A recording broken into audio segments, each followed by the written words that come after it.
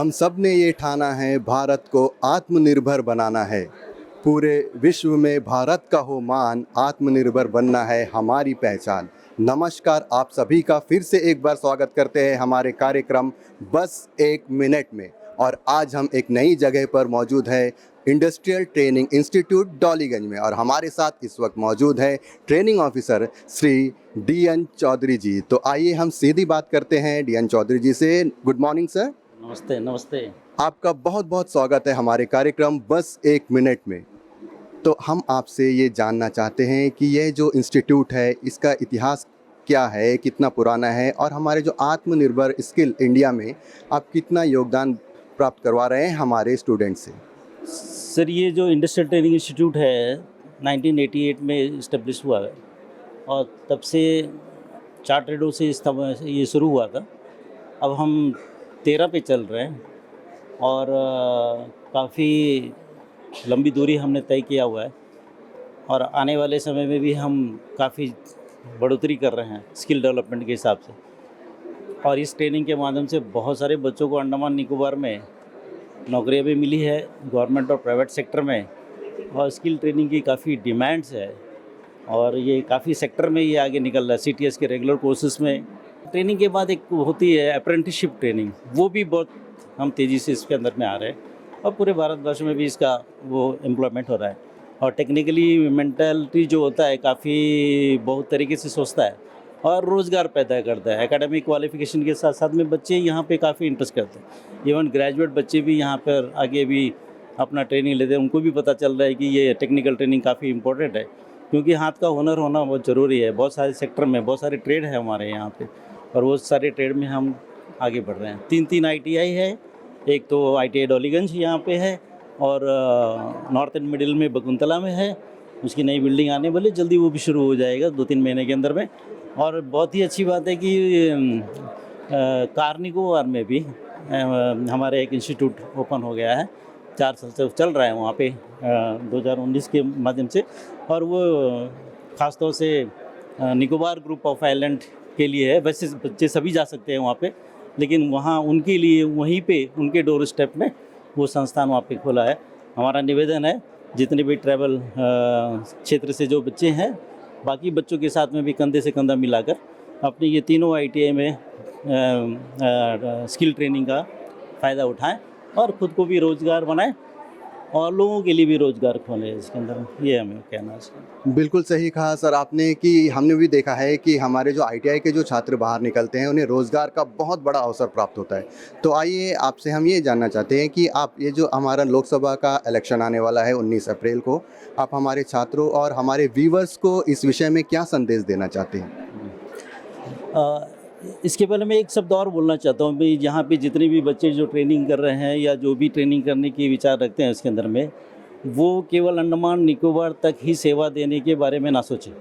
उन्हें क्या करना चाहिए, भारत के बाकी भी बहुत सारे बड़े बड़े कंपनियाँ वगैरह हैं और गवर्नमेंट सेक्टर है, वहाँ पे भी जाने का उनको सोच रखना चाहिए, उतनी काबिलियत रखना चाहिए। पेरेंट्स से भी निवेदन है कि उनको ऐसे प्रमोट करें, आज़ादी दें और वो भरोसा करें ताकि वो वहाँ से भी कर सके। जैसे आप खुद दूरदर्शन से है और आप यहीं के लोकल बच्चे हैं, लेकिन आप यहाँ पे कर रहे हैं, लेकिन आपकी जो रोजगारी है वो तो पूरे भारत में सेवा देने की बात है। तो ये तो मैं आपको भी बधाई देना चाहता हूँ इसके अंदर में। आज बहुत ही एक प्रोग्राम हमारा आपके माध्यम से हो रहा है दूरदर्शन केंद्र का। मैं संस्थान की तरफ से काफ़ी धन्यवाद देना चाहता हूँ कि वो चुनावी माहौल में बच्चों को, नौजवानों को ये चुनाव के बारे में क्विज़ कंपटीशन रखा है यहाँ पे, और इसके माध्यम से इनको ये बताना है कि मतलब कैसे चुनाव में इनको भागीदारी इनकी क्या होती है, वोट कितना इम्पोर्टेंट है, वोट देना ज़रूरी है, खुद की भी देना है, साथ में लोगों को भी एंकरेज करना है। और ये जो नौजवान है, काफ़ी अच्छी संख्या में नौजवान है और हम चाहते हैं कि नौजवानों के माध्यम से कि 100% वोटिंग अंडमान निकोबार से हो और ये पूरे भारत में एक मिसाल बने इसके अंदर में। बहुत खूब, धन्यवाद सर। तो जैसा कि आप देख रहे हैं, हम इस वक्त मौजूद हैं ITI डॉलीगंज में। तो हमने हमारे DN सर को सुना, तो आइए अब सीधी बात करते हैं हमारे होनहार स्टूडेंट से।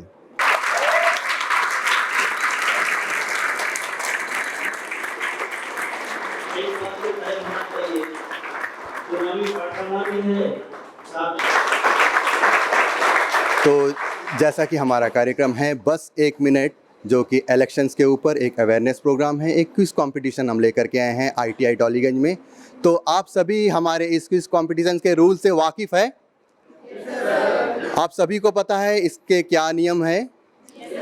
तो जो नए अभी फ़िलहाल आए हैं उनके लिए मैं बताना चाहता हूं, हम इलेक्शंस के ऊपर आप सभी से कुछ चंद सवाल, सरल से सवाल पूछेंगे। यदि किसी को उसका उत्तर मालूम है तो वो प्लीज़ सिर्फ अपने हाथों को खड़े करेंगे और मुंह से कुछ नहीं कहेंगे। और जैसे ही हम किसी स्टूडेंट के पास आएंगे वे उनका जवाब देंगे सरल से इस प्रश्न का, और लगातार 3 प्रश्नों का सही उत्तर देने वाले को हम चीफ इलेक्शन कमीशन की ओर से एक बहुत ही प्यारा सा तोहफा भी भेंट करेंगे। और एक बात, आप सभी के लिए तीनों प्रश्नों का उत्तर देने के लिए 2 लाइफलाइन भी है।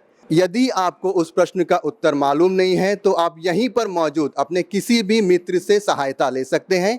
और दूसरा लाइफलाइन है, आपके पास फ़ोन है तो यदि आपको किसी का नंबर याद है तो आप उसे फ़ोन करके भी सहायता ले सकते हैं। तो इज़ दैट क्लियर?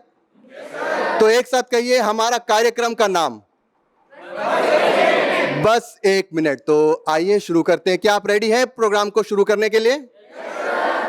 तो आप सभी के लिए सबसे पहला प्रश्न, नेशनल वोटर्स डे कब मनाया जाता है? नेशनल वोटर्स डे कब मनाया जाता है? तो कोई कहेगा नहीं, हम आपके पास आएंगे। तो आइए शुरू करते हैं आपसे। तो पहले अपना नाम बताइएगा। बी संध्या। बी संध्या जी, तो क्या आपको इस प्रश्न का उत्तर मालूम है, नेशनल वोटर्स डे कब मनाया जाता है? 25 जनवरी। 25 जनवरी कहा है, क्या ये सही जवाब है? ये बिल्कुल सही जवाब है। जोरदार तालियां संध्या जी के लिए। पहले ही अटेम्प्ट में ये होनहार छात्र है हमारे ITI के, पहले ही अटेम्प्ट में सही उत्तर दिया है। तो संध्या जी, आप कहाँ के रहने वाली हैं? Dairy from. तो आप किस विषय में यहाँ पे आप अपनी जो प्रशिक्षण है प्राप्त कर रहे हैं? Draftman civil. Draftman civil. तो आपने इस विषय को क्यों चुना है? इंटरेस्ट था। इंटरेस्ट था, यानी बचपन से ही आपको इसमें इंटरेस्ट था। तो ये आपका पहला मतदान है? यस। तो आप जोश में हैं इस मतदान में, भारत का जो दुनिया का सबसे बड़ा जो लोकतंत्र है उसका हिस्सा बनने के लिए? जी सर। तो ठीक है, आइए आगे बढ़ते हैं। आपसे ही रहेगा हमारा आज का दूसरा प्रश्न। पहला जो नेशनल वोटर्स डे है कौन से सन में मनाया गया था, कौन से ईयर में बनाया गया था? पहला नेशनल वोटर्स डे कब शुरुआत की गई थी, कौन से ईयर में? 1952। जी नहीं, ये गलत उत्तर है। आप आसानी से इसका उत्तर दे सकते हैं, बहुत ही सरल उत्तर है। आप चाहे तो लाइफलाइन का भी इस्तेमाल कर सकते हैं। दोस्त से पूछ। आप किन की सहायता लेना चाहेंगे? अंजलि। तो अंजलि जी, तो आइए अंजलि जी से बात करते हैं। तो अंजलि जी, आप दोनों क्लासमेट्स हैं? जी सर। तो आप लोगों के बीच में घनिष्ठ जो मित्रता है, घनिष्ठ मित्र ही है? Yes sir. तो बेस्ट फ्रेंड्स हैं आप इनके। तो आपको इस प्रश्न का सही उत्तर मालूम है कि नेशनल वोटर्स डे जो कि 25 जनवरी को मनाया जाता है, पहली मर्तबा कब बनाई गई थी, कौन से सन में? 1951। जी नहीं, ये भी गलत आंसर है, 1951। तो आपके पास दूसरा लाइफलाइन भी मौजूद है, आप चाहे तो किसी को भी फ़ोन करके उससे भी सहायता ले सकते हैं। फ़ोन नहीं है। यदि आपको नंबर याद है तो हम डायल कर देंगे उनके लिए। नंबर याद नहीं है सर। यदि आपके पास मोबाइल नहीं है तो आप अपने टीचर से भी सहायता ले सकते हैं।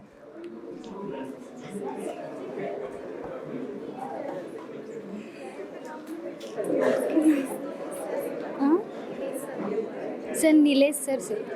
नीलेश सर से मदद लेना चाहती है संध्या जी। नीलेश सर, तो नीलेश सर,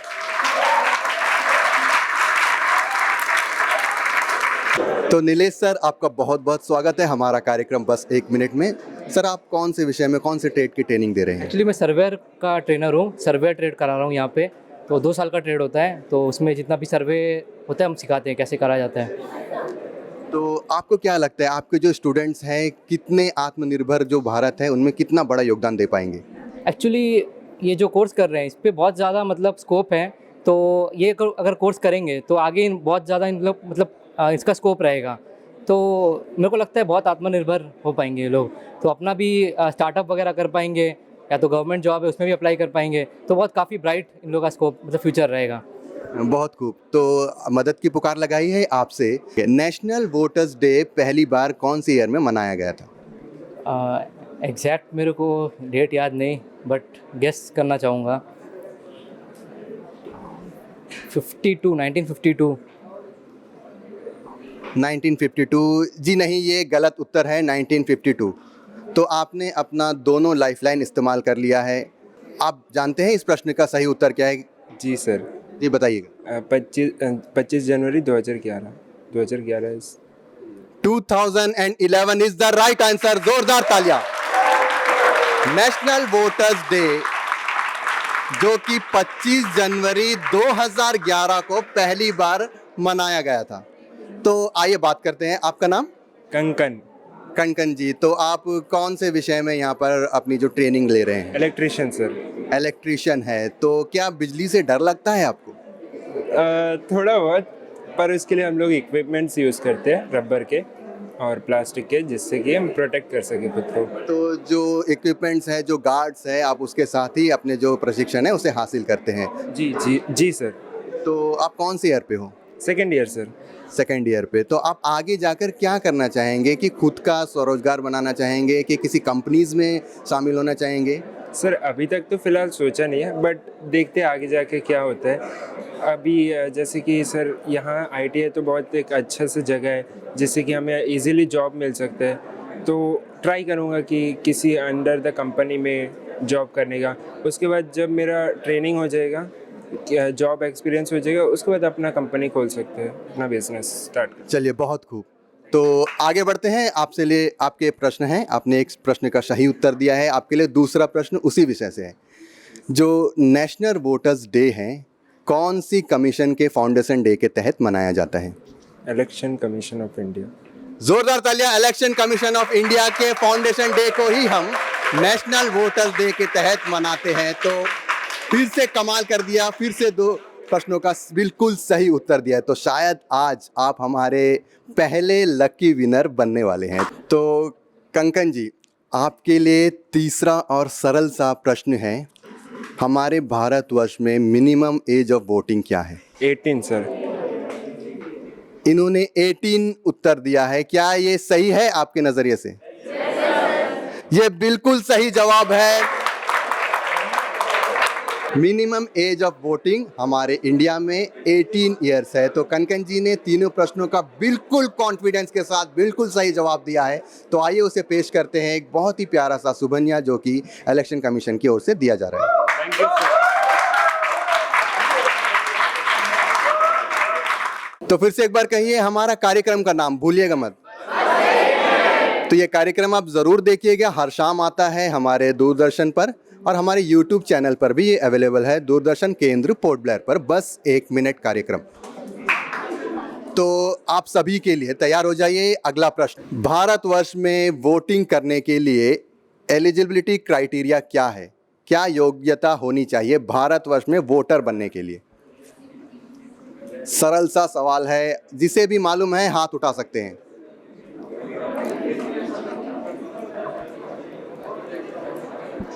हमारे देश में वोटिंग करने के लिए एलिजिबिलिटी क्राइटेरिया क्या होनी चाहिए? प्राथमिक एलिजिबिलिटी। सर पहले तो भारत का नागरिक होना चाहिए। बिल्कुल सही जवाब दिया है। वो भारत का नागरिक होना चाहिए, बिल्कुल सही उत्तर दिया है। तो आपका नाम? सुजन चंद्रदास। सुजन चंद्रदास। भारत का नागरिक होना चाहिए, उसके अलावा और क्या होनी चाहिए? 18+ होना चाहिए एज। और सर जो मतलब हम लोग जो प्रॉपर जो डॉक्यूमेंट बनाते हैं ना सर, वो सब कुछ होना चाहिए सर इंडियन नागरिक होने के लिए सर। और नहीं सर। ये बिल्कुल सही विस्तार से बताया है कि पहला तो भारत का नागरिक होना चाहिए, और उसके साथ साथ एज कितनी होनी चाहिए? 18+ उसकी उम्र होनी चाहिए। और ख़ासकर जो डॉक्यूमेंट्स हैं, जो इलेक्टर वोटर ID कार्ड है, वे भी आपके पास वोटिंग करने के लिए हमारे देश में होनी चाहिए। बहुत ही लाजवाब सही तरीके से उत्तर दिया है। तो आइए फिर से बात करते हैं।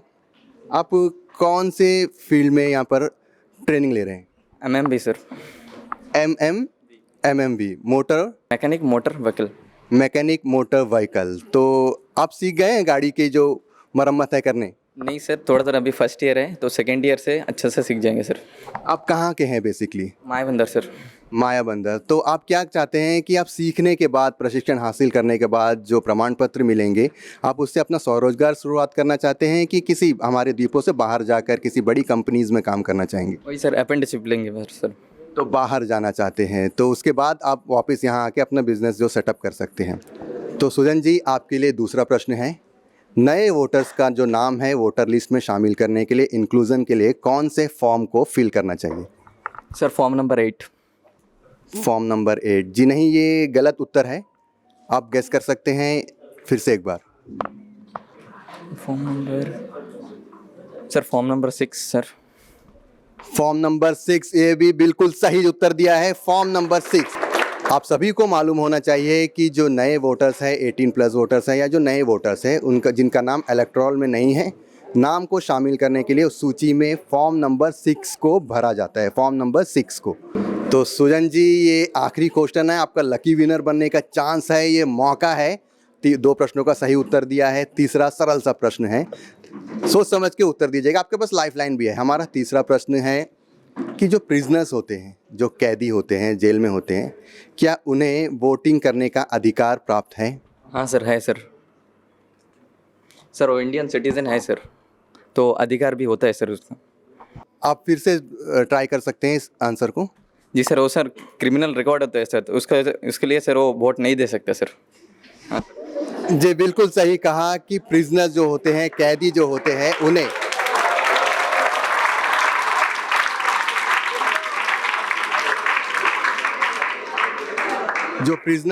उन्हें हमारे भारतवर्ष में वोटिंग का अधिकार नहीं है। तो सुजन जी ने 3 प्रश्नों का बिल्कुल सही, अपने विवेक का इस्तेमाल करते हुए बिल्कुल सही उत्तर दिया है, तो वे भी हमारे आज के लकी विनर बन चुके हैं।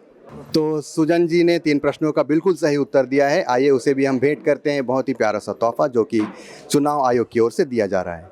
Thank you. कॉन्ग्रेचुलेशन। हम आपसे जानना चाहते हैं, आपका पहला मतदान है या पहले भी दे चुके हैं? दे चुके हैं सर पहले। तो पहले भी दे चुके हैं। तो आपको पता है कि हमारे इस वर्ष जो हमारे द्वीपों में कितने कैंडिडेट्स ने नॉमिनेशन फाइल की है? नहीं सर, ये पता नहीं है सर। ठीक है, आपने अपना जो प्रतिनिधित्व है चुन लिया है, मन बना लिया है पहले से? जी सर। बना लिया है। जी सर। अच्छी बात है, पहले से ही ये आपके दिमाग में होना चाहिए कि अब बिल्कुल कंफ्यूज नहीं होना चाहिए कि वोटिंग के दिन किसे वोट देना है, पहले से ही अपने विवेक का सही इस्तेमाल करें। तो आप अपने युवा जो मित्र हैं, हमारे जो व्यूवर्स हैं, उन्हें वोटिंग को लेकर क्या संदेश देना चाहते हैं?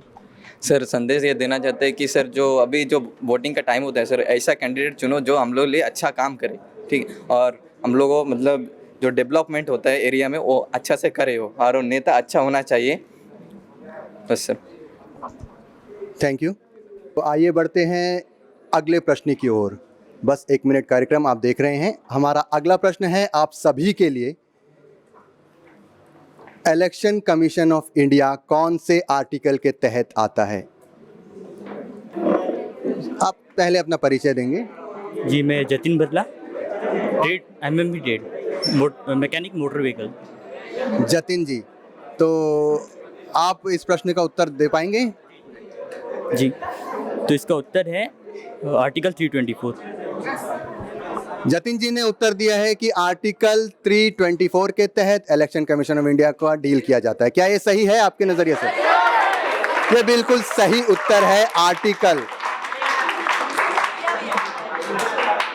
बिल्कुल सही उत्तर है जतिन जी, बहुत सही उत्तर दिया है आपने। तो आपके लिए दूसरा प्रश्न है, इलेक्शन कमीशन का जो एक फ्लैगशिप प्रोग्राम चला रहा है स्वीप, SVEEP, आपने सुना है SVEEP? बहुत सारे पोस्टर्स, बैनर्स हमने पोर्टलर में भी देखा होगा। इलेक्शन कमीशन के तहत जो उनके जो अवेयरनेस प्रोग्राम्स हैं, ये जगह जगह पर करवा रहे हैं। स्वीप एक टीम बनाई गई है, एक फ्लैगशिप प्रोग्राम है। SVEEP का फुल फॉर्म आपको मालूम है? सर मैं लाइफलाइन लेना चाहूँगा। ज़रूर, आप अपने लाइफलाइन का इस्तेमाल कर सकते हैं। आप किससे मदद लेना चाहेंगे? हेल्प लेना चाहूँगा। रूपा मैम से हेल्प लेना चाहेंगे। रूपा मैम,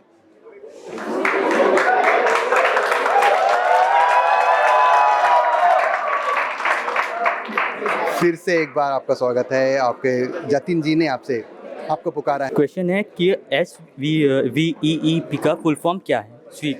एस इलेक्ट्रॉनिक नहीं S systematic voter education portal portal ना इलेक्ट्रल पार्टिसिपेशन फिर से एक बार कहिएगा। Systematic voters electronic participation election participation.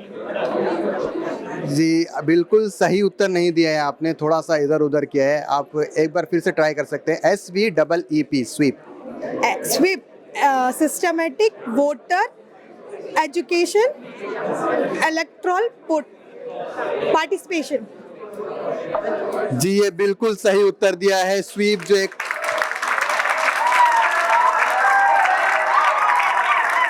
रूपा मैम का उत्तर जो था बिल्कुल सही गया है कि sweep SVEEP systematic voters education and electoral participation ये एक फ्लैगशिप प्रोग्राम है जो कि इलेक्शन कमीशन की ओर से एक टीम बनाई गई है जो हर एक क्षेत्र में, हर एक प्रशिक्षण क्षेत्र में, विद्यालय हो या ऑफिसर्स हो या बाहर जो आम नागरिक हैं उनके लिए इलेक्शन के कार्यक्रम को, अवेयरनेस कार्यक्रम को चलाते हैं। तो जतिन जी आपने 2 प्रश्नों का बिल्कुल सही उत्तर दिया है। तीसरा प्रश्न रहेगा आपके लिए। यदि आप इस प्रश्न का भी सही उत्तर दे पाएंगे तो आप लकी विजेता बन जाएंगे। तो उससे पहले आप हमें बताइएगा कि आप कहाँ के रहने वाले हैं? जी मैं बेटापुर मिडिल अंडमान से आया हूँ। तो आज ऐसा लग रहा है हमने जितने भी यहाँ पे युवा हैं जिनसे भी बात की है सभी इंटरलाइन्स के रहने वाले हैं। बेटापुर वो भी यहाँ से काफ़ी दूर स्थित है, लगभग 170-180 किलोमीटर के आसपास रहेगा पोर्ट ब्लेयर से। तो वहाँ पर इलेक्शन का मेन मुद्दा क्या रहेगा? जी वहाँ पर इलेक्शन का मेन मुद्दा सर सिमिलरली डेवलपमेंट ही होता है मेनली, कि हम एक अच्छा नेता होना चाहिए, देन वो अच्छी तरह से डेवलपमेंट की तरफ ले जाए हमारे गांव को। देन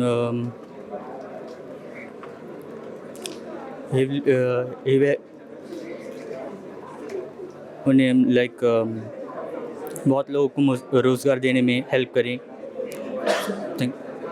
बिल्कुल सही कहा, डेवलपमेंट के सभी का यही मुद्दा है कि डेवलप मैक्सिमम लोगों ने हमें ये उत्तर दिया है कि क्या उनका जो मुद्दा क्या रहेगा ये जनरल इलेक्शन में, डेवलपमेंट, विकास की ओर हमारे द्वीपों को और हमारे देश को लेकर के जाए। तो जतिन जी आपके लिए अगला प्रश्न आपका इंतज़ार कर रही है। हमारे भारतवर्ष में जो जनरल इलेक्शन कराया जा रहा है कौन से एक्ट के तहत कराया जा रहा है?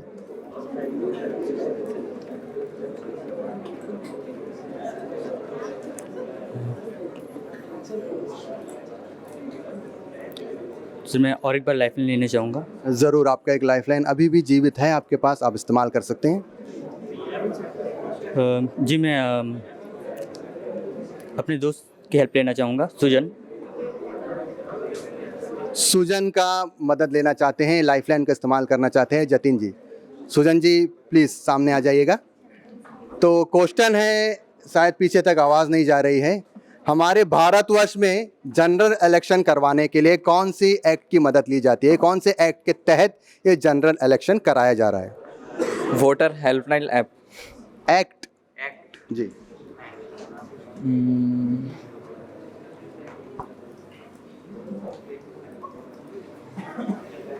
ये एक पर्टिकुलर एक्ट है, होता है जिसके तहत ये जनरल इलेक्शन को सुचारू रूप से चलाया जाता है।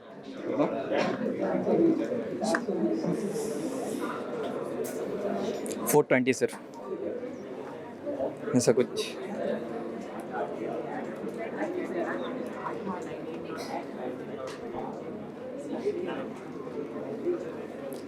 नहीं पता है सर ये मेरे को सर।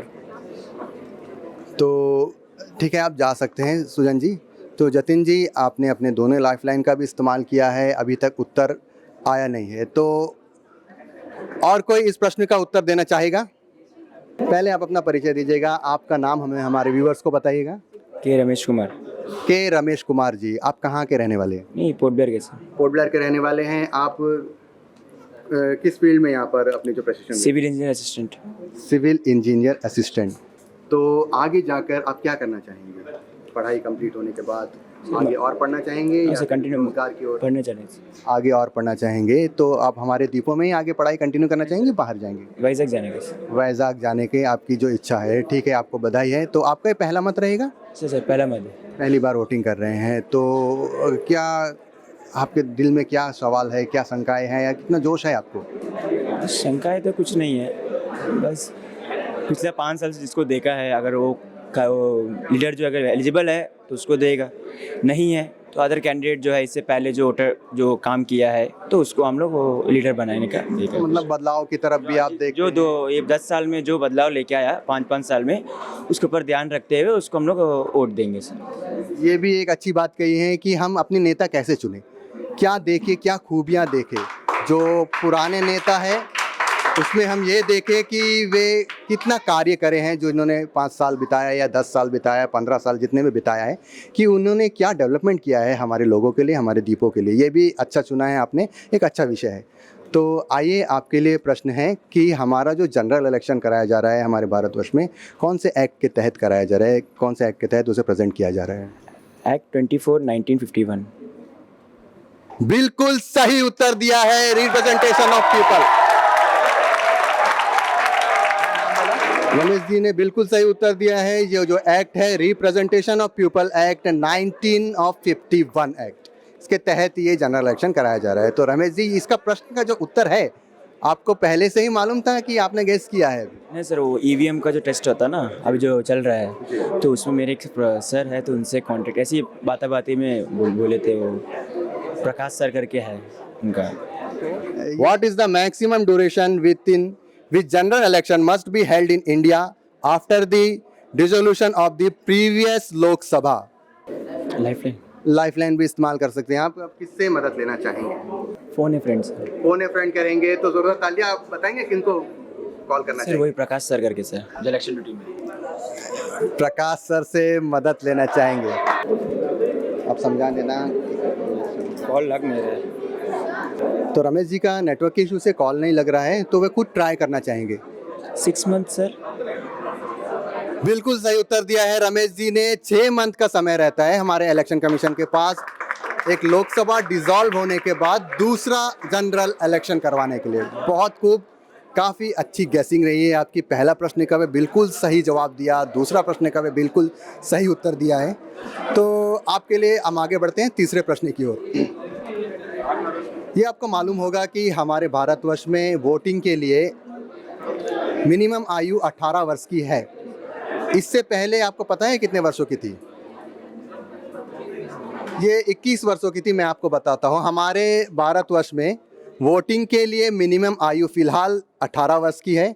इससे पहले ये 21 वर्षों की थी। तो आप रमेश जी हमें ये बताइएगा, ये जो अमेंडमेंट है 21 को घटाकर 18 वर्षों का कौन से अमेंडमेंट के तहत और कौन से वर्ष में किया गया था?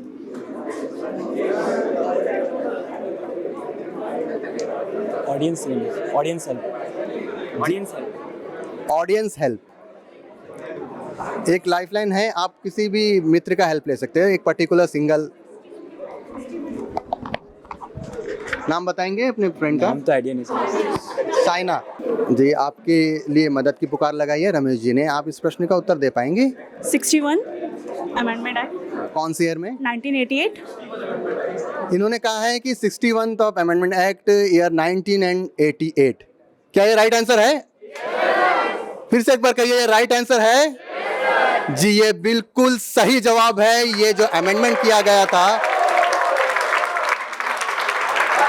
ये जो अमेंडमेंट किया गया था 61st अमेंडमेंट था और जो ईयर था 1988, यानी 1989 से ये शुरू हुआ है कि 18 वर्ष की आयु पर हम जो वोटिंग करेंगे। तो रमेश जी ने भी 3 प्रश्नों का बिल्कुल सही उत्तर दिया है, लाइफलाइन का भी इस्तेमाल किया है, होनहार छात्र हैं हमारे। तो रमेश जी को भी इस प्रश्न का सही उत्तर देने की वजह से हम इलेक्शन कमीशन की ओर से प्यारा सा सुभनिया भेंट कर रहे हैं। Thank you very much. कैसा लगा हमारा कार्यक्रम? हमारा कार्यक्रम का नाम फिर से एक बार एक स्वर में जोर से कहिएगा।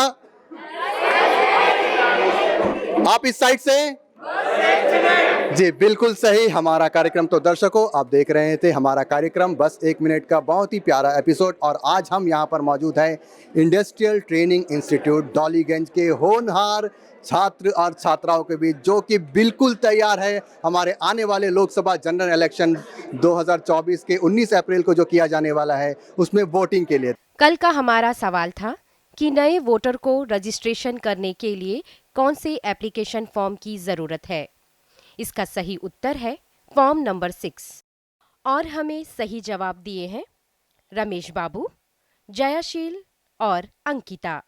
आज के लिए भी आपके लिए बहुत ही एक सरल सा सवाल हम लेकर के आए हैं हमारे सभी व्यूवर्स के लिए।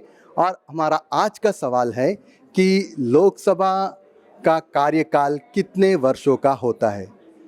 लोकसभा का जो टेन्योर होता है कितने वर्षों का होता है। यदि आपको इस प्रश्न का उत्तर मालूम है तो हमारे YouTube चैनल दूरदर्शन केंद्र पोर्ट ब्लेयर में आकर जल्द से जल्द कमेंट करिएगा। और साथ ही हमारे इस व्हाट्सएप नंबर पर भी आप व्हाट्सएप करके हमें बता सकते हैं। हमारा व्हाट्सएप नंबर है 9434283694।